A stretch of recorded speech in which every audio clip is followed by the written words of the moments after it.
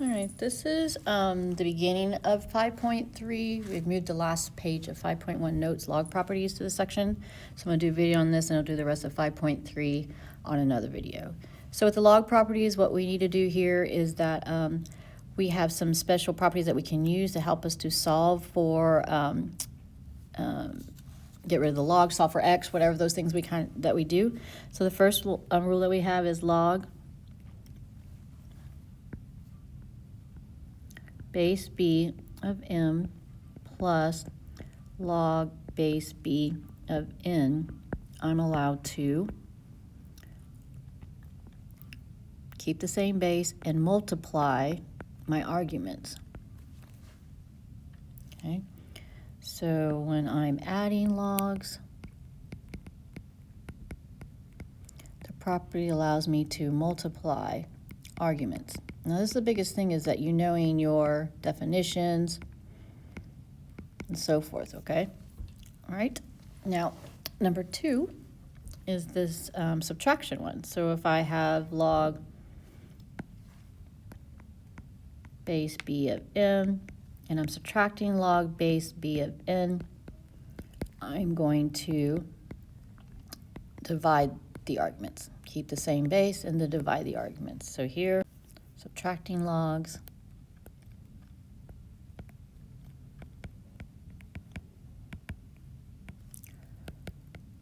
I will divide arguments.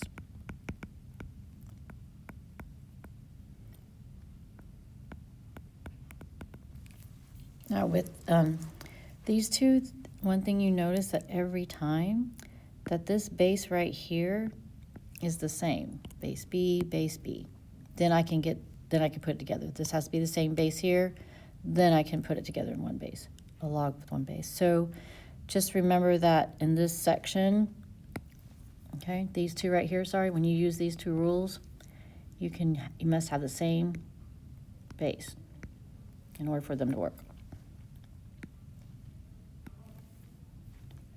Let me put base here. Okay, same base.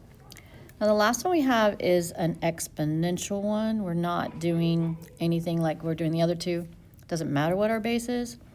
So we'll have log base b of m, and that is raised, that's m to the k. Any variable we want there is k, equals, and what that allows us to do with this rule is we're allowed to bring the k down out of the exponent, put it in front of the log, and multiply it to the log. And one thing that helps us is, and you'll see as we go, if there's in this k up here, if there's a x, we have to get it out of there in order to solve. So when I look at these two, I want you to understand that we're going to talk about condensing, putting together, and separating them. So this section here with these two, just with this part, okay, this is expanding. Has plus and minus and so forth. And then on the other side, what we're doing is that this side over here, what we're doing is we're actually condensing. So this is condensed. There's only one log, okay? And that's how this will work. So what I'm going to do is we do the problems below. I'm going to add like things that we need to have done, that you need to take care of and not have when you need to move it back and forth between expanded and condensed. So let's go to number 1. Okay, with number 1, I'm going to take my time, go little by little. I have the ln, an ln, and ln, all of base e, so we're good. And so I know they're all the same. So what I'm going to do is I want to write it as a single log. So one single log. No plus or minuses. Okay? With terms. We don't have a term. We have one term only. So I'm going to go little by little. Between this one and this one, I have an addition. So the rule I'm going to use is the first one. So if I have addition, then the logs can be multiplied together. Excuse me, the arguments are multiplied together. There's my arguments. Now, before I can do anything with this one, if you notice in every one of the problems above, or the properties, there's no number in front of here. There's no coefficient happening in front of each of these, okay? So we need, in order to do this work, we have to get rid of, before we can put it together, that coefficient. So we're going to use number 3, because it will make the coefficient go up into the exponent. All right, so let's do that. So this will be minus the ln of c squared. The 2 goes up into the exponent. Now I can use the subtraction part. I can take this and just put a single log, because that's what I want, and make it subtraction by dividing the arguments. So this argument is a plus b times a minus b divided by c squared. And then there you're done. Single log, okay? No pluses or minus. They're up there to be multiplied together. No plus minus separated between the logs, only one. Let's go to number 2. Okay, number 2, I have a minus, I have a plus. Again, I'll go in order, but I have to get rid of all these coefficients that are here.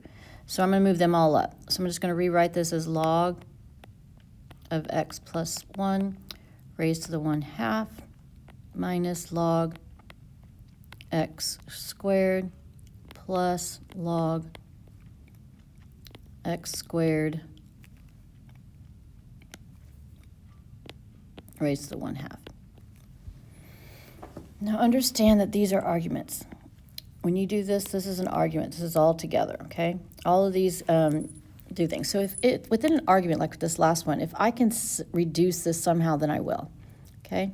So I see a 2.5 and I multiply that together because that's what my rule tells me. This just becomes log x, okay? Plus log x squared. Now this right here is a half. So you don't want no fractional exponents. You're going to have to change that to the square root. So now this becomes log times of the square root of x plus 1. So now I'm going to put together what I can. Okay, this is subtraction for this first one, so I will divide these two. So I have log. Make sure that log is between them, like in the middle of it, so it looks like this is the whole argument here. Plus log of x. Now this base is 10, so I can add these together. Should have stated that first, because it's all understood base 10. So I'm allowed to add those together. Now this right here, though, oops, this should be x squared, not just x. This right here, though, is addition now, and so now I can rewrite this as log of x times x plus 1, the square root of x plus 1 divided by x squared. This is multiplying, so this x has to go on top because it's multiplying. So now, but also again, this is a whole argument. And since I can do things with the argument, this x can reduce with this x, and I'm left with this an x on the bottom. So now I have log of x, of the square root of x plus 1 divided by x. And I would put parentheses around here so that I understand it's a log. And it also helps you if you write the log and it looks like it's in the numerator, then that's not, we're saying the same thing. The whole argument is x, square root of x plus 1 over x. Okay, so let's go into the next part. So here we're expanding. So if you remember up here at the top where it's those x plus and minuses and stuff, so what I'm going to do is I'm going to expand them, okay? So I need plus and minuses, so I need plus and minuses in between them, okay? And there's some other things as we go to I'll write as we go to tell us not to do. First thing we do have to get rid of is that we don't want no radicals. And I'm going to say that way. What I mean is whatever has this symbol, whether it's a cube root, fourth root, or square root, okay? All right? And so we have to get rid of those. So these are plus or minus terms, or separated, plus or minus separated terms here. And so let's figure this one out. I'm going to go again little by little. I'm going to do the top and the bottom since it's division here. I'm going to do that first. So I have the ln. I'm going to x squared y. There's my argument for the numerator. Since we are dividing, it's the ln of the square root of a. Now the square root of a I cannot have. Square root of a is the same as a to the 1/2. Okay, so this right here is multiplication, so I will separate it and make it addition. Oops, don't forget everybody gets a log. Don't leave them out. They'll get lonely.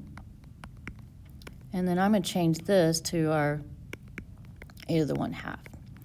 Now the other thing you're not allowed to have, I'm going to highlight these, is you're not allowed to have, let me see if this will look okay. These are things you want to do. No radicals. You cannot have exponents, period. Okay? So no exponents. Just write this here. All right, no exponents.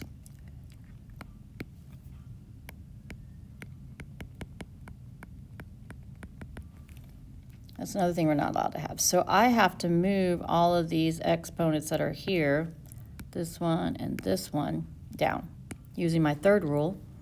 So I'm going to take that 2. Sorry about that.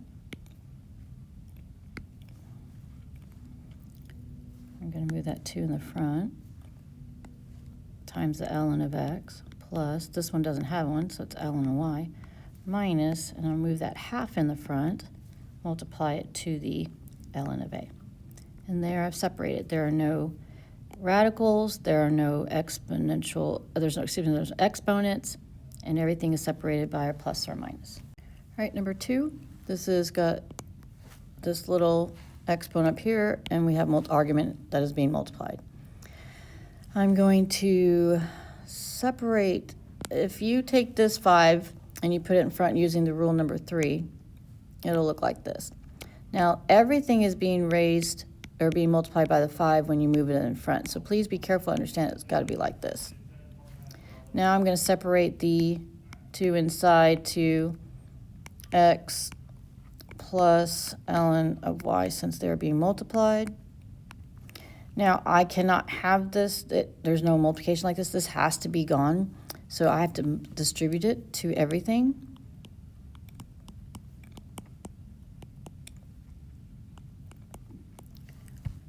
Okay, and that's done. I want to show you another way that you could have done this. We know that when we do, we can actually distribute that or raise everything inside the parentheses to that 5 like this. And so when you do separate them to pluses, the plus because we're multiplying, and then you have to move the 5 down because you still cannot have any exponents, you're still going to get the same answer. Notice on this left I wrote with parentheses, you don't have to, and on the right I do. You should write parentheses, you have to write parentheses if their x is being affected by a number or such, but that way is fine. So either way is okay. Now we're going to take that idea of those, using those properties to help us to evaluate the expressions. And if you notice here, these are all saying base 2, but every single one of them, I cannot write each of these with a common base. There's no way that 20 can be written base 2, same with 15 or 6. So I need to condense them so that I can see if I can change it to exponential form. Because if I have one log, I can change exponential and find that what that is. So let's do that. So the first thing we do is we're going to use our rules. They're all base 2, like I said, so we can add them or multiply them together. So these two, the first two are being multiplied. So I have a log base 2. In the numerator I have 6 times 20. And in the denominator, because of subtraction here, I just have the 15. Okay, so this is what's being done. Just put like bracket like that. So now we can clean up what's inside because we can manipulate a problem. And we have log base 2. I like to cancel, so I'm going to cancel this to a 4 and a 3 because I divided by 5. And this is on top 24 divided by 3, so this is actually log base 2 of 8. Now 2 and 8 can be written the same base, which is base 2. So now I can finish this evaluating this out to 2 cubed, so my answer is just 3. Example number 2. Here, I have a base 4, a base 2, and a base 2. So I can't use the first one together with the other two. So what I'm going to do is I'm going to leave the first term by itself, and I'm going to condense these two together. So what I'm going to do is write them as a single log. So it's log base 2, 6, and since it's addition, I'm going to multiply 6 times 2/3. Well, that's just 12 over 3. So that's log base 2 of 4. Okay, so 6 times 2/3 is 12 over 3, which is just 4. Okay, now I can change this, and I can evaluate that just like that, because 4 is the same base as 2 is 2 squared. And I have a property that tells me if I have 2 and 2, then I just keep this. So over here we just have a 2, but I still have all this over here to work with. So let's go back and look at this. When you look at this one, if you think about it, can you write 16 with the base of 4? Yes. 16, so I have log base 4. 16 can be written as 4 squared, but don't forget you have this 100 up here, so you got to multiply that by 100. Now the rule says, just like over here, if this is the base same, then my exponent is my answer. So I'm going to put under here 2 times 100. Well, that's just 200. But I have to add it to this too. So 200 plus 2, my answer is 202. So don't forget that this plus is coming down here. Oops, I don't want to box in all that. So my answer is just 202.